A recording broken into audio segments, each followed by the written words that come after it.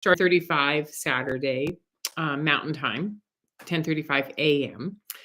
And then it was followed by a C8, 0.86. So it was pretty large at 1:16 Mountain Standard Time. And then at 3:55, we had an M1 solar flare. So we had just a little bit of a bump on the higher level, which hasn't happened.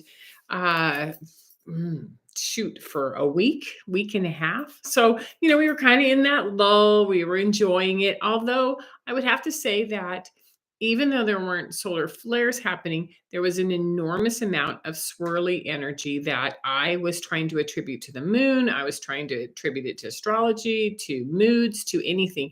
Now I know what was going on. Okay. Because these flares are going to activate the symptoms that we have: headaches, ear ringing. We know those symptoms, and you can go to my video in April 2023 called The Solar Flare Symptoms, and they're just listed all out. And then I keep hitting them over and over again. There's probably 3-4 videos, right? So these are intense bursts of energy that come out of especially these M class, because M's are 10 times more powerful than the C's, right? Okay, so now we have these 3 that just sort of release something. And what I'm going to say is that even in the lulls, there was exhaustion, there was low energy, there was a listlessness. We weren't ourselves. Our nervous system had some issues. It was either taxed or it was calm, but sort of sleepy, like not really working. And I'm going to say our physical and our emotional and mental were sort of wobbling, right? And so that's how we embody on the earth, it's how our feelings come up, and it's how our nervous system reacts, right? So the reason for this these activations when they're in a lull is that the solar flares disperse photons, right? And they activate these photons, and so photons are high energy. What are they called? Positive charge subatomic particles. So when these highly electric charged subatomic particles hit our body, they raise the voltage in our cells. So they raise the voltage in everything, right? So our cells, it's going to go through our field, it's going to go through our bodies, it's going to go through our frequency, it's going to go through the collective. So it's almost like plugging in a little bit of energy. It's like zzz, and what happens is it's really hard for our body to upgrade into that kind of energy after we've had a homeostasis at a certain level.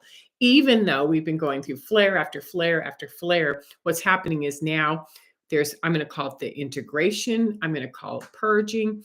I ran across a really good resource, Katrina S.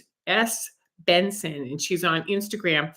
And she's a coach like myself, and she's starting to talk about how this energy affects us. And I went, oh, the photon, I forgot about that. So that's why I wanted to do solar flares and photon and combine it to you, because it does explain why we're in these lulls, in these breaks between these extreme solar flares, yet our bodies are not responding well, right? So when there are more electrons, when there's more electricity, when our cells are being activated, right? We have to ground more. We have to actually embody and be in our body. So one of the things I've been doing is making sure that my feet are on the ground, but I can feel the outside toes and the big toe, and I'm really setting them in, right?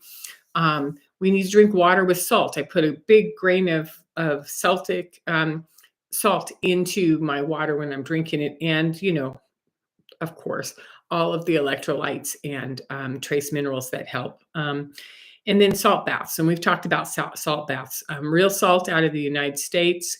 It's actually called real salt.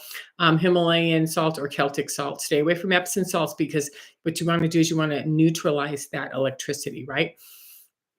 So we have some high energy markers that are coming up that are going to make it even harder for us to hold, embody, manage the electricity, right? And so one is the March 20th is the spring equinox, right? So the equinoxes have their own energies, and so do the solstices. But the spring equinox is big because it's ushering in both a full moon within a week, within 5 days after it, and that full moon has a lunar eclipse. So we're starting the eclipse season next Monday. So not a week from Sunday, but Monday at 1:01 a.m. Mountain Time. So this equinox and this full moon are packed full of a lot of energy. So just know you're not going crazy. You're not a sloth. You're not falling asleep and resting too much. You're actually integrating some of the most powerful electric photon energy that's been coming onto our planet that we know of historically, that we know of, that we've ever experienced, right? And remember, it's invisible. It's not mainstream. Nobody knows what to do with this. So that's why I bring information from Pam Youngins, from spaceweather.com, read about different coaches and different energy workers that are helping us understand this. And then, you know, being a system of education for you, right? So when we align with these really, really um, uh, big solar flare, big energies, equinoxes, lunar eclipses, we also have some things that are going to happen astrologically. There are going to be 7 planets aligned in the same place. We have a comet coming in, and that the April 8th full sun eclipse is almost 5 minutes long. It's 4 minutes and 39, which is a lot wider, a lot bigger than the big one that went through August 2017 and knocked us for a loop, right? So just know, we're sort of getting ready for something that's going to be a little crazy. So pay attention to where you're in alignment, and pay attention to where you're out of alignment, or there's dissonance, or there's this repel. Because it's not like we actively make choices to remove people, places, and things from our lives. It's actually that our body starts to repel and push back, or there's dissonance, and we can no longer connect. Whether it's a person we've hung out with and loved as a friend, whether it's a partnership that has been struggling for some time, whether it's a job that you just can't maintain anymore. Watch how the dissonance starts to get in the way. Okay. So I have only 4 tips for you. It's pretty easy today. And before I go into those tips, I wanted to just, let you know that the reason I do this is that I am an observer, and I work with the invisible things, whether it's in sensitivities. Why is there anxiety in this body? What's the vibrational work between mom and dad, or parent and child? So I've worked within the child parent relationship. I've worked in the adult to adult relationship, and the individual self knowledge. And so if I can be of assistance, just drop me a message and let me know if I can help. Okay. So tip number 1.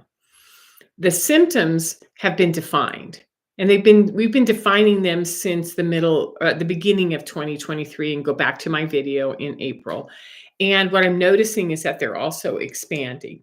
It's like they're deepening. So, we're getting used to ringing in our ears, but what we're noticing is that when we get the ringing in our ears, they're actually pulsing. They actually follow some sort of a sequence. And now it's like, what am I really actually hearing through the ringing in my ears, right?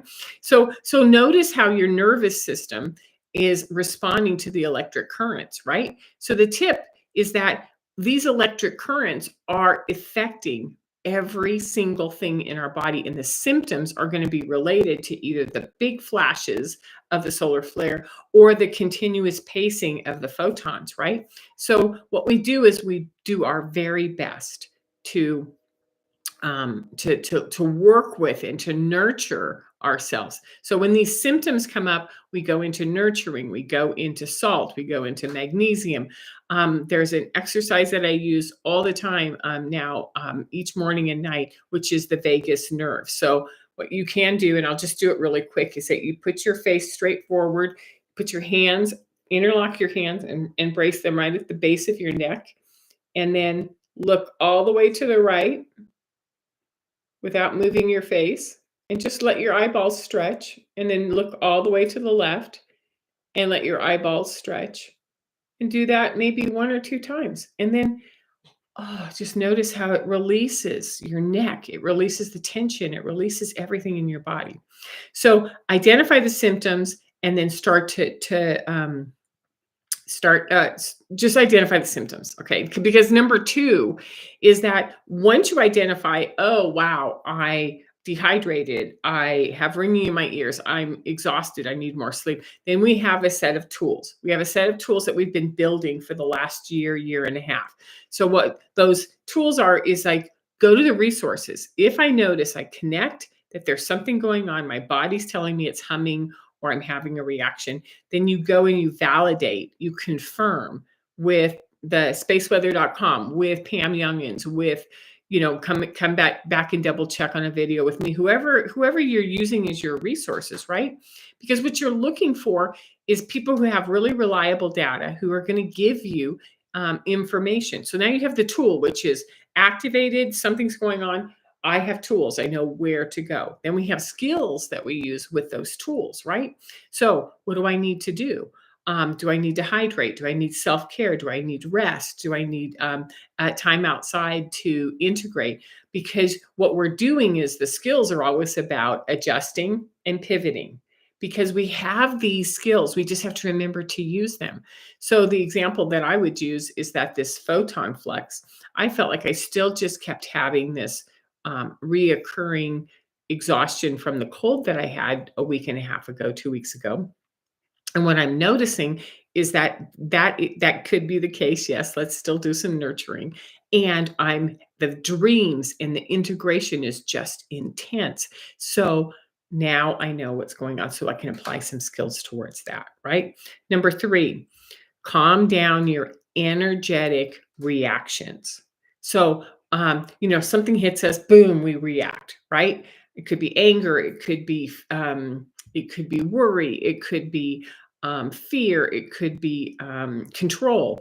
Like calm down, calm the crap down out of your energetic reactions because when fire is involved, it's going to come out as loud, posturing, and it's going to be anger. When the mental is involved, there's going to be anxiety and second guessing and swirling and perseverating in your head over and over again.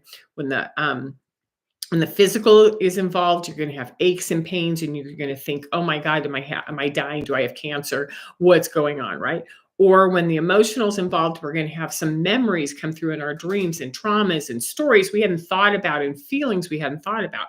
So when we go into a reaction over that, what happens is we start to grab a hold of them and we think something bad is happening and we're trying to control them, right? So we shift out of reaction into response. So tip number 3 is out of reaction into response. So response is the feminine. To be able to respond to something is like, "Oh, that just happened. Now what am I going to do with that? Okay, now these are my choices and I'm going to do that." So it's not a reaction. It is you're going to hand me something and I'm going to do something with it and hand it back, and I stay in my sovereignty. I stay in my power when I do this, right? So we respond peacefully, we respond kindly. We don't use force or reaction. Okay. And number 4, last one, is to have compassion because we're in the midst of some enormous changes that haven't happened on this planet before, changes that can be terrifying if you don't understand or have an idea of why they're here or what they're about, right? They're invisible. They're not being tracked by mainstreamers or not. I mean, well, I should say that I was a little surprised that ever so often now, one of the mainstream news stations might actually talk about a solar flare that happened. And I'm like, wow, it only took you a year and a half to get there. And we've been waiting and struggling. So we have compassion for the fact that we are creating this as it goes along. We have compassion for the fact that all of us are being triggered on the mental, physical, emotional, and spiritual level, right? That we're being impacted, and we have to be compassionate and kind with each other. So that's what I got for you this week, and see what happens. Remember, equinox on Wednesday, and I will talk about the full moon next Sunday. All right, take care. Bye bye.